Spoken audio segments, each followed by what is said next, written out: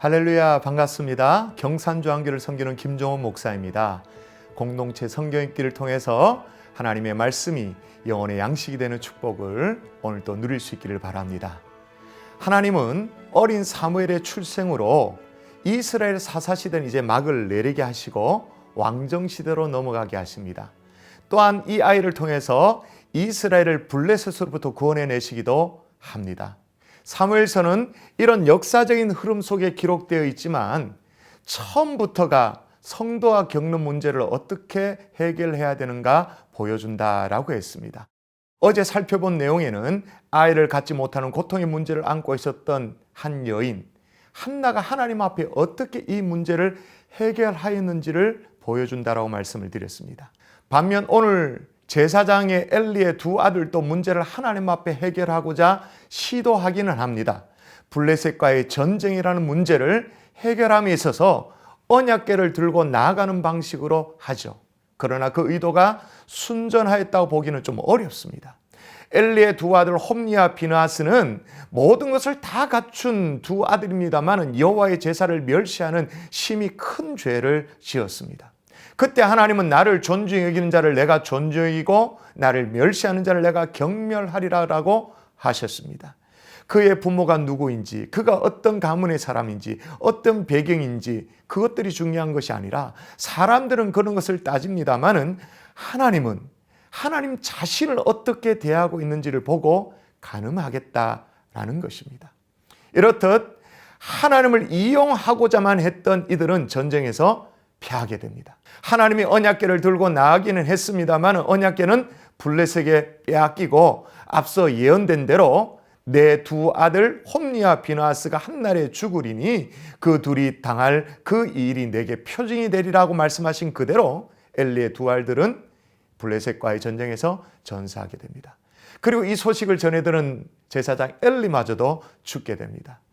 하나님을 가볍게 여긴 한 가문의 몰락을 아주 가감없이 보여주는 성경의 내용이죠. 반면 하나님은 하나님의 임재의 상징인 언약궤를 블레셋에게 능욕당하게 내버려 두지 않으셨습니다. 블레셋 땅에 언약궤가 옮겨지는 곳마다 아스돗, 가사, 에글론 불길한 조집이 일어나도록 하셨죠.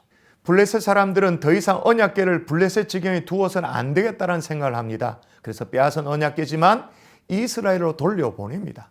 언약궤가 베스메스에 돌아오게 되었는데 여기에서 하나님을 존중히 여기지 못하는 일이 또 발생하게 되어집니다.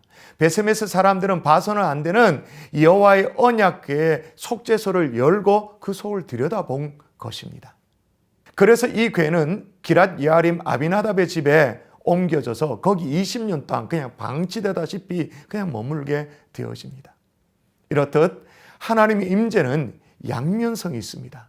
거룩하신 하나님의 임재는 분명히 축복입니다. 그러나 그 하나님의 임재를 합당하지 않게 영접할 때 어쩌면 재앙이 될 수도 있는 것입니다.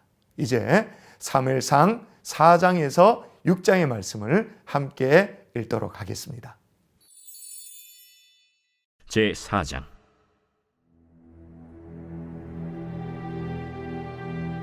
사무엘의 말이 온 이스라엘에 전파되니라.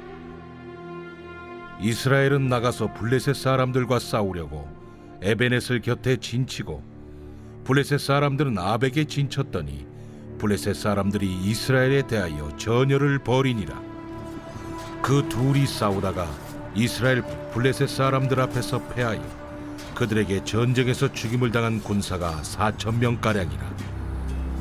백성이 진영으로 돌아오매 이스라엘 장로들이 이르되 여호와께서 어찌하여 우리에게 오늘 블레셋 사람들 앞에 패하게 하셨는고 여호와의 언약궤를 실로에서 우리에게로 가져다가 우리 중에 있게 하여 그것으로 우리를 우리 원수들의 손에서 구원하게 하자 하니 이에 백성이 실로의 사람을 보내어 그룹 사이에 계신 만군의 여호와의 언약궤를 거기서 가져왔고 엘리의 두 아들 홈니와 비느하스는 하나님의 언약궤와 함께 거기에 있었더라. 여호와의 언약궤가 진영에 들어올 때에 온 이스라엘이 큰 소리로 외치매 땅이 울린지라. 블레셋 사람이 그 외치는 소리를 듣고 이르되 히브리 진영에서 큰 소리로 외치면 어찌 됨이냐? 하다가 여호와의 괴가 진영에 들어온 줄을 깨달은지라. 블레셋 사람이 두려워하여 이르되 신이 진영에 이르렀도다. 우리에게 화로다. 전날에는 이런 일이 없었도다. 우리에게 화로다. 누가 우리를 이 능한 신들의 손에서 건지리요? 그들은 광야에서 여러 가지 재앙으로 애굽인을 친 신들이니라. 너희 블레셋 사람들아, 강하게 되며 대장부가 되라. 너희가 히브리 사람의 종이 되기를. 그들이 너희의 종이 되었던 것 같이 되지 말고 대장부같이 되어 싸우라. 하고 블레셋 사람들이 쳤더니 이스라엘이 패하여 각기 장막으로 도망하였고 살육이 심히 커서 이스라엘 보병에 엎드러진 자가 3만 명이었으며 하나님의 괴는 빼앗겼고 엘리의 두 아들 홈니와 비느하스는 죽임을 당하였더라. 당일에 어떤 베냐민 사람이 진영에서 달려나와 자기의 옷을 찢고 자기의 머리에 티끌을 덮어쓰고 실로에 이르니라. 그가 이를 때는 엘리가 길 옆 자기의 의자에 앉아 기다리며 그의 마음이 하나님의 괴로 말미암아 떨릴 즈음이라. 그 사람이 성읍에 들어오며 알림에 온 성읍이 부르짖는지라. 엘리가 그 부르짖는 소리를 듣고 이르되 이 떠드는 소리는 어찌 됨이냐? 그 사람이 빨리 가서 엘리에게 말하니 그때 엘리의 나이가 98세라. 그의 눈이 어두워서 보지 못하더라. 그 사람이 엘리에게 말하되 나는 진중에서 나온 자라. 내가 오늘 진중에서 도망하여 왔나이다. 내 아들아, 일이 어떻게 되었느냐? 이스라엘이 블레셋 사람들 앞에서 도망하였고 백성 중에는 큰 사륙이 있었고 당신의 두 아들 홈니와 비느하스도 죽임을 당하였고 하나님의 괴는 빼앗겼나이다. 하나님의 괴를 말할 때 엘리가 자기 의자에서 뒤로 넘어져 문 곁에서 목이 부러져 죽었으니 나이가 많고 비대한 까닭이라. 그가 이스라엘의 사사가 된 지 40년이었더라. 그의 며느리인 비느하스의 아내가 임신하여 해산 때가 가까웠더니 하나님의 괴를 빼앗긴 것과 그의 시아버지와 남편이 죽은 소식을 듣고 갑자기 아파서 몸을 굽으려 해산하고 죽어갈 때 곁에 서 있던 여인들이 그에게 이르되 두려워하지 말라. 내가 아들을 낳았다. 하되 그가 대답하지도 아니하며 관념하지도 아니하고 이르기를 영광이 이스라엘에서 떠났다. 하고 아이 이름을 이가봇이라 하였으니 하나님의 괴가 빼앗겼고 그의 시아버지와 남편이 죽었기 때문이며 또 이르기를 하나님의 괴를 빼앗겼으므로 영광이 이스라엘에서 떠났다. 하였더라.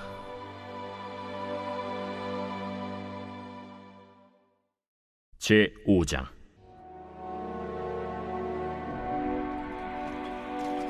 블레셋 사람들이 하나님의 괴를 빼앗아 가지고 에베네셀에서부터 아스돗에 이르니라. 블레셋 사람들이 하나님의 괴를 가지고 다곤의 신전에 들어가서 다곤 곁에 두었더니 아스돗 사람들이 이튿날 일찍이 일어나 본즉 다곤이 여호와의 괴 앞에서 엎드려져 그 얼굴이 땅에 닿았는지라.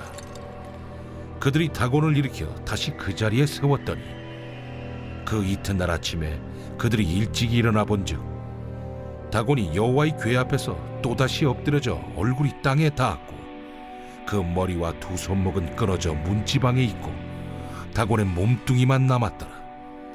그러므로 다곤의 제사장들이나 다곤의 신전에 들어가는 자는 오늘까지 아스돗에 있는 다곤의 문지방을 밟지 아니하더라.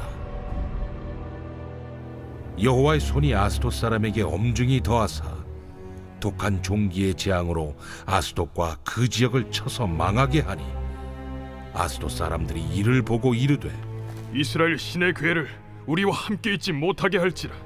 그의 손이 우리와 우리 신 다곤을 친다. 하고 이에 사람을 보내어 블레셋 사람들의 모든 방백을 모으고 이르되 우리가 이스라엘 신의 괴를 어찌하랴? 그들이 대답하되 이스라엘 신의 괴를 가드로 옮겨가라.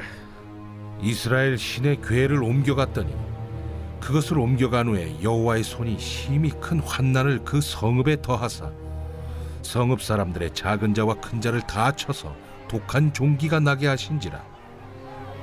이에 그들이 하나님의 괴를 에그론으로 보내니라. 하나님의 괴가 에그론에 이른즉 에그론 사람이 부르짖어 이르되 그들이 이스라엘 신의 괴를 우리에게로 가져다가 우리와 우리 백성을 죽이려 한다. 하고 이에 사람을 보내어 블레셋 모든 방백을 모으고 이르되 이스라엘 신의 괴를 보내어 그 있던 곳으로 돌아가게 하고 우리와 우리 백성이 죽임 당함을 면하게 하자. 이는 온 성읍이 사망의 환난을 당함이라. 거기서 하나님의 손이 엄중하심으로 죽지 아니한 사람들은 독한 종기로 치심을 당해 성읍의 부르짖음이 하늘에 사무쳤더라. 제6장.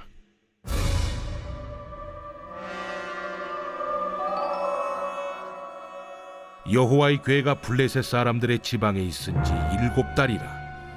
블레셋 사람들이 제사장들과 복술자들을 불러서 이르되 우리가 여호와의 괴를 어떻게 할까? 그것을 어떻게 그 있던 곳으로 보낼 것인지 우리에게 가르치래. 이스라엘 신의 괴를 보내려거든 거저 보내지 말고 그에게 속건제를 드려야 할지니라. 그리하면 병도 낫고 그의 손을 너희에게서 옮기지 아니하는 이유도 알리라. 무엇으로 그에게 드릴 속건제를 삼을까?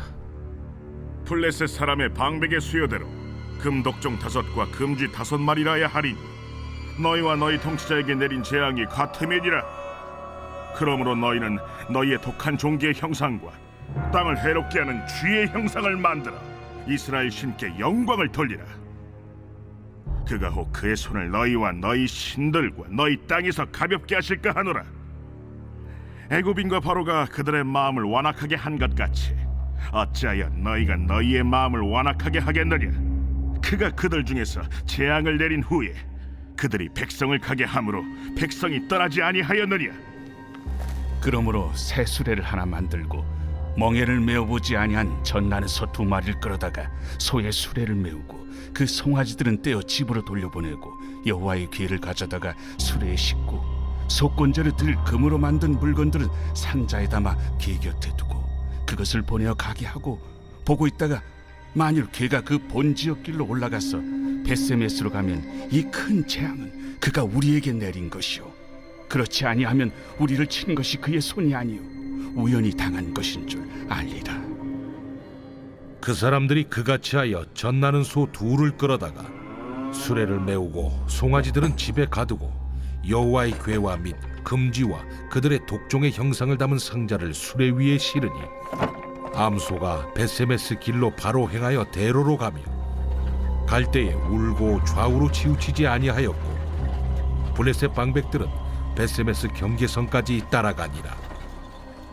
벳세메스 사람들이 골짜기에서 밀을 베다가 눈을 들어 괴를 보고 그 본 것을 기뻐하더니 수레가 벳세메스 사람 여호수아의 밭 큰 돌 있는 곳에 이르러 선지라. 무리가 수레의 나무를 패고 그 암소들을 번제물로 여호와께 드리고 레위인은 여호와의 괴와 그 괴와 함께 있는 금보물 담긴 상자를 내려다가 큰 돌 위에 두매 그날에 벳세메스 사람들이 여호와께 번제와 다른 제사를 드리니라. 블레셋 5 방백이 이것을 보고 그날에 에그론으로 돌아갔더라. 블레셋 사람이 여호와께 속건제물로 드린 금독정은 이러하니 아스돗을 위하여 하나요, 가사를 위하여 하나요, 아스글론을 위하여 하나요, 가드를 위하여 하나요, 에그론을 위하여 하나이며 드린 바 금쥐들은 견고한 성읍에서부터 시골의 마을에까지 그리고 사람들이 여호와의 괴를 놓은 큰 돌에 이르기까지 5 방백들에게 속한 블레셋 사람들의 모든 성읍들의 수대로였더라. 그 돌은 벳세메스 사람 여호수아의 밭에 오늘까지 있더라. 벳세메스 사람들이 여호와의 괴를 들여다본 까닭에 그들을 치사 570명을 죽이신지라. 여호와께서 백성을 쳐서 크게 사륙하셨으므로 백성이 슬피 울었더라. 벳세메스 사람들이 이르되 이 거룩하신 하나님 여호와 앞에 누가 능히 서리요? 그를 우리에게서 누구에게로 올라가시게 할까? 하고 전령들을 기럇 여아림 주민에게 보내어 이르되 블레셋 사람들이 여호와의 궤를 도로 가져왔으니 너희는 내려와서 그것을 너희에게로 옮겨가라.